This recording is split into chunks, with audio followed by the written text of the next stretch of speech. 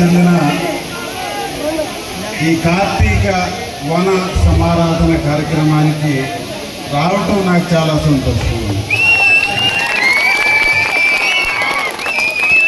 నాకు మీ ప్రోగ్రాంకి రావటం నాకు చాలా సంతోషం, చాలా ఇష్టంతో వస్తాను. కారణం ఏంటంటే 99 మంది నాకు తెలిసిన వాళ్ళే ఉంటారు, నేనంటే ఇష్టపడే వాళ్ళే ఉంటారు. కాబట్టి నేను ఎలక్షన్లో నిలబడితే 100కి 100% వేసిన టాప్ ఓటర్లందరికీ కూడా తల వంచి నమస్కారం చేస్తాను. ఎప్పటికీ వారికి నేను రుణపడి ఉంటానని చెప్పి నేను ఈ సభ దగ్గర నుంచి మీకు అందరికీ కూడా చెప్తా ఉన్నా.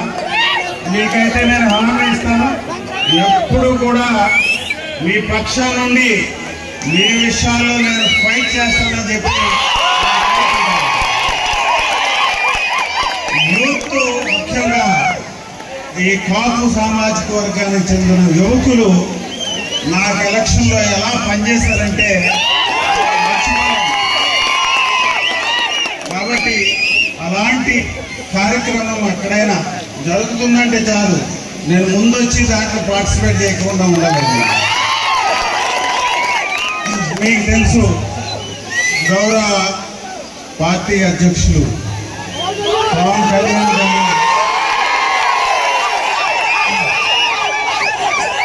వారితో కలిసి పనిచేశాను. నేను వారి ఆశీస్సులతో ఇక్కడికి వచ్చాను. నేను వారు పంపిస్తేనే వచ్చాను ఇక్కడికి. ఆ విషయం మీకు అందరికీ తెలుసు.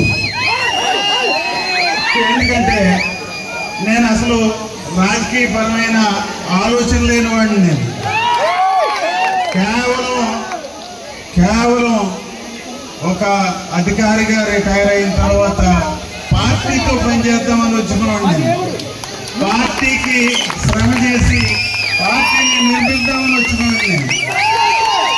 అలాంటి స్థాయి నుంచి కాదు, పోటీకి వెళ్ళాలని చెప్పి పంపించి నన్ను మన నాయకుడు ఈ రోజు నేను మీ ముందు నిలబెట్టారు. ఆ మహానాయకుడికి మున్ముందుగా నేను ఆయనకి థ్యాంక్స్ ఈ సందర్భంగా నేను చెప్పుకుంటా ఉన్నాను.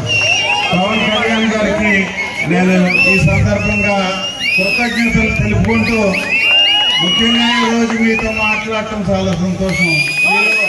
మీతో మాట్లాడుతుంటే కరోనా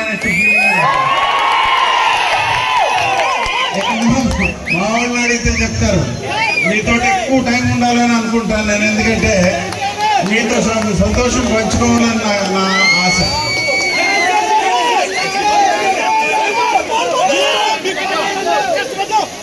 నువ్వు వేయాలి స్టెప్ అనేది, నువ్వు వేయాలి. నేను వేస్తే కాదు, బాగుండు.